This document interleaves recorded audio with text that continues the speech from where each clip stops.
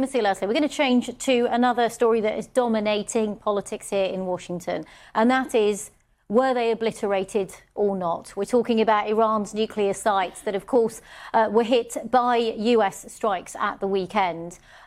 We got that leak, Leslie, yesterday of US intelligence early assessment saying that they were only taken out for months rather than years. But you've got the president, you've now got the CIA, a number of people doubling down on that idea, particularly from the administration, that it was obliterated. That's the word that they have been using, from Hegseth to the president.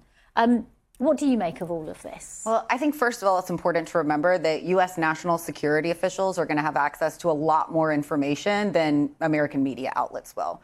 So I would just make sure you take that with a grain of salt. And at the end of the day, I'm going to trust the officials that have access to all of the information. You have to keep in mind that there are many steps that are made when an intelligent assessment is done. There's a reason why we have DIA and CIA and NSA, multiple different intelligence agencies that will go in and make an assessment. In a country like Iran, where we have no diplomatic presence, where we have, they're hostile to the United States of America, gathering enough intelligence to get a complete and full picture will likely take some time. So we need to allow that to happen. All of that to be said, that keep in mind as well that these centrifuges that are, enriching this nuclear or enriching uranium, they're incredibly delicate. So let's say, and I'm not saying this is what happened, but let's say that these bombs didn't necessarily reach the centrifuge.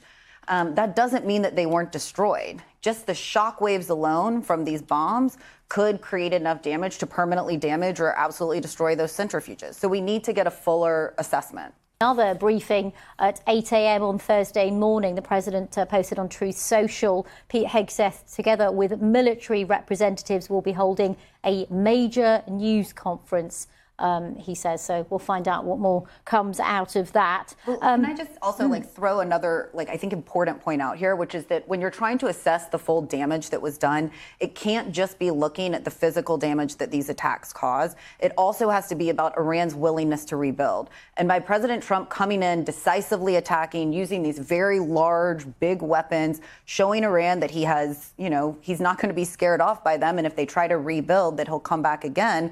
I think that deterrence will also should play an important role in determining whether or not, what their capabilities could be in 6 months or 6 years from now. Do you think he should hold talks with Iran like he says he will? I think that diplomacy is always a good answer. It's always it's a good option. You want to sit down, but just like with Putin or with other untrustworthy, leaders, you have to kind of make sure that you're taking what they say with a grain of salt.